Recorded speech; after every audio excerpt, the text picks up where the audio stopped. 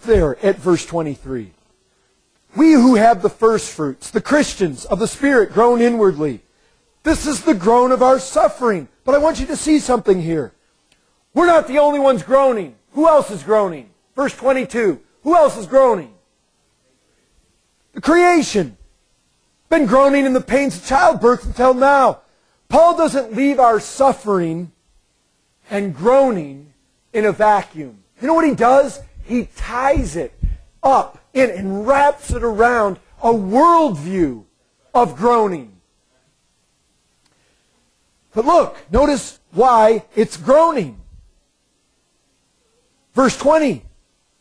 The creation was subjected to futility.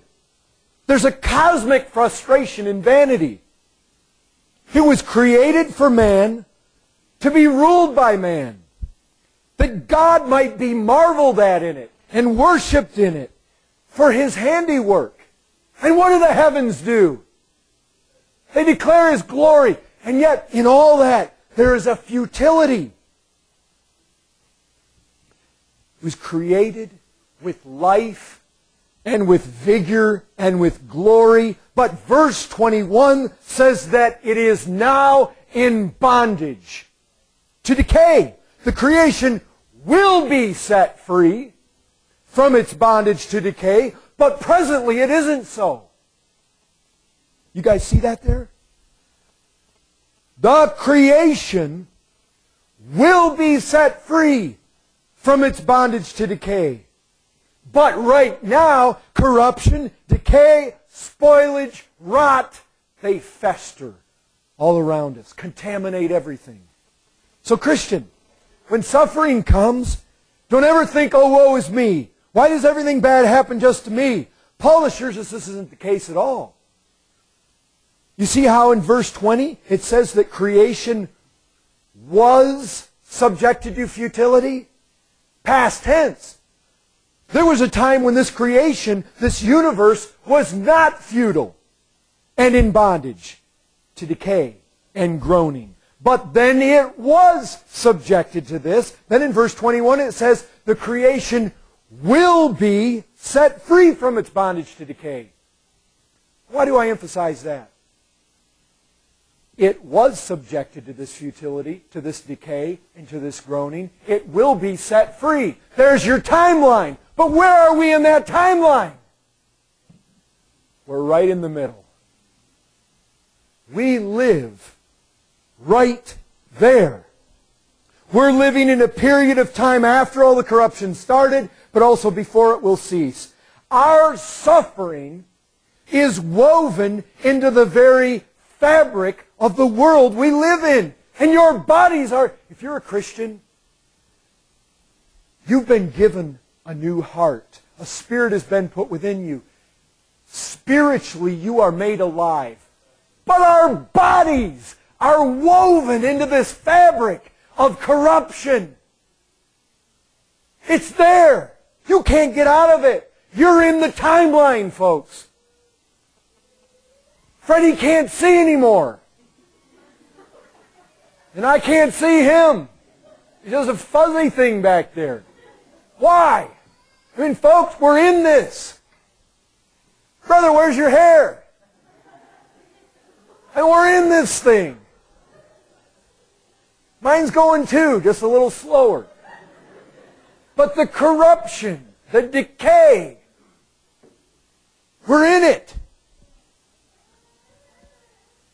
And here's the thing. There will be sickness. There will be destruction. There will be storms. There will be calamities, accidents, cancer, heart attacks. There's going to be birth defects and drought and pain and marital conflict, child troubles, money troubles, stock market crashes, job issues, fires, cars breaking. And then after all that, there's death.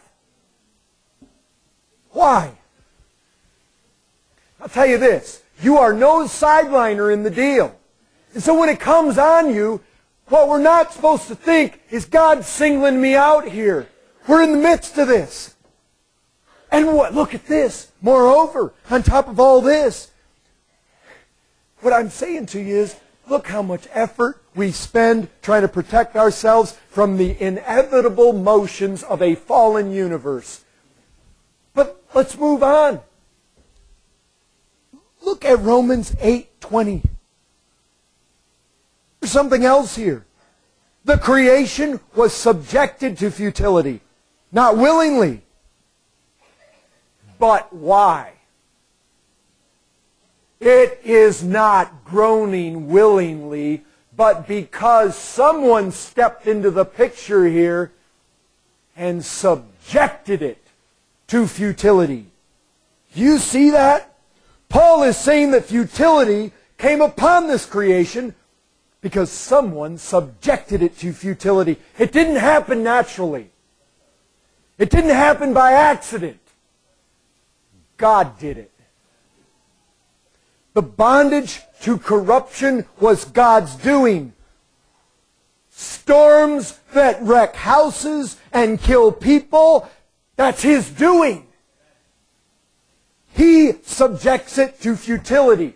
He holds it in bondage to decay and corruption. He holds it right where it groans. He holds us right where we groan. The groaning and decay of calamity, earthquake, death, destruction, pestilence, drought, it's all His doing. Freddie and I just earlier this year, we went over Mississippi, helped repair homes and build new homes for people that lost them in the Hurricane Katrina. Some of the folks that we went with from other churches, they made a DVD. I was watching it the other day. President Bush, in the beginning of that, they have a little segment of one of his speeches he made right after the storm.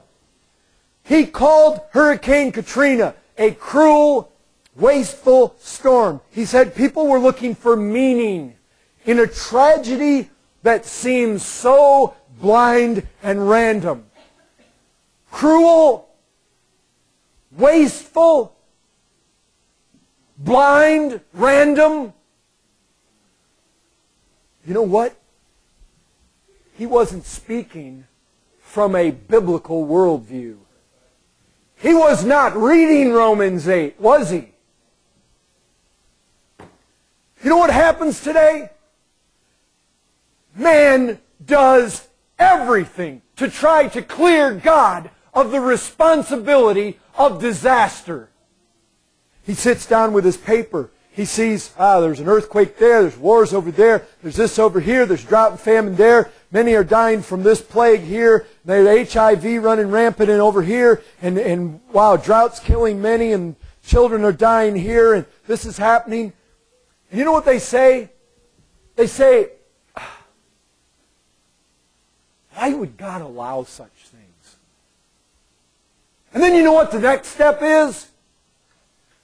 Well, God is so loving that He certainly wouldn't allow such things. And so, their conclusion is, He must be impotent. He must not be able to change it. Because surely a loving God, if He could keep all these things from happening, would not let them happen. Oh, how we have missed it. You know what you should think when you see these disasters? Let me tell you this. This is a judicial proclamation. This is a penal exaction because man has sinned against an infinitely holy God. You remember this. It was God Almighty in that day that said, this ground is cursed. He cursed it. You know why?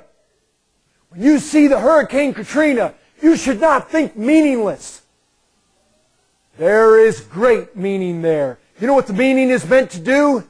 It's meant to show you that your sin is so infinitely wicked and heinous. It is to show you that sin is monstrously